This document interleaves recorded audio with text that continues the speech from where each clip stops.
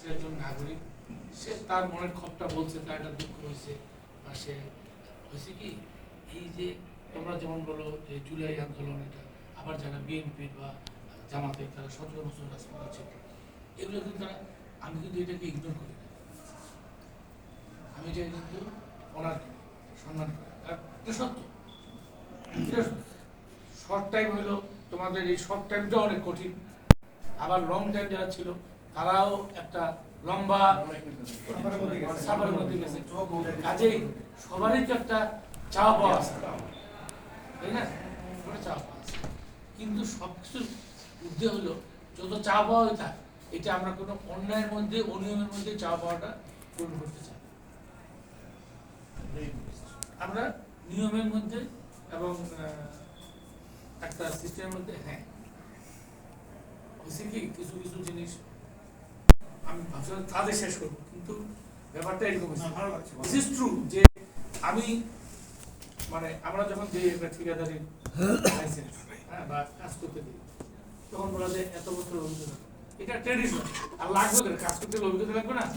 আচ্ছা, এখন আওয়ামী লীগের বেড়ে তো কারো এই অভিজ্ঞতা নাই, এটা নিয়ে কিন্তু সংসদে কথা হয়েছে, সেখানে আমি গভর্নমেন্ট বলছি পলিসি করেন এটা কিভাবে করা যাবে, কিভাবে দেওয়া যাবে।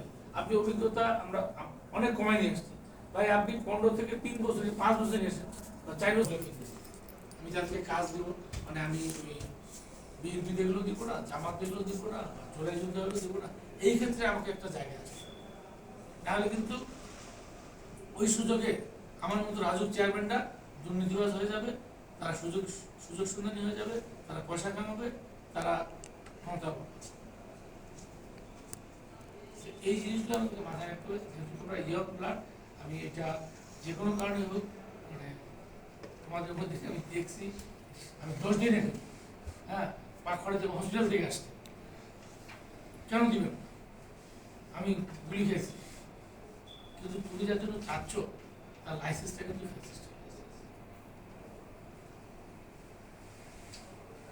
জিনিসটা বুঝতে পারতেছি।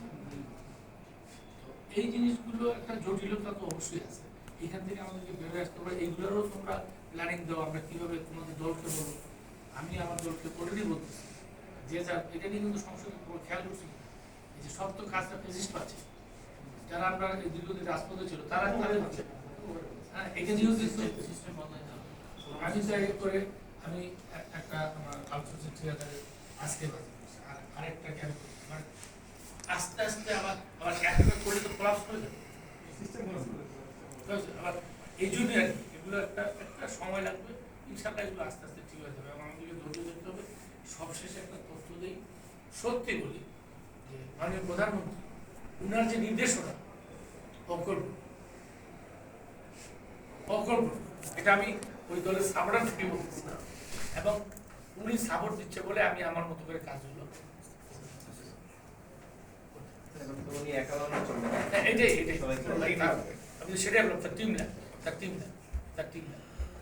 আমরা সেই টিম কে কোন দল করে হ্যাঁ একটা ভালো কাজের নির্দেশনা আসলে আমরা সেটা ফলো করবো। আমাদের বস ভাইস প্রেসিডেন্ট একাডেমি, আমি মানে সংক্ষেপে অনেকগুলো সাইট মানে একবারে বলা হয়েছে,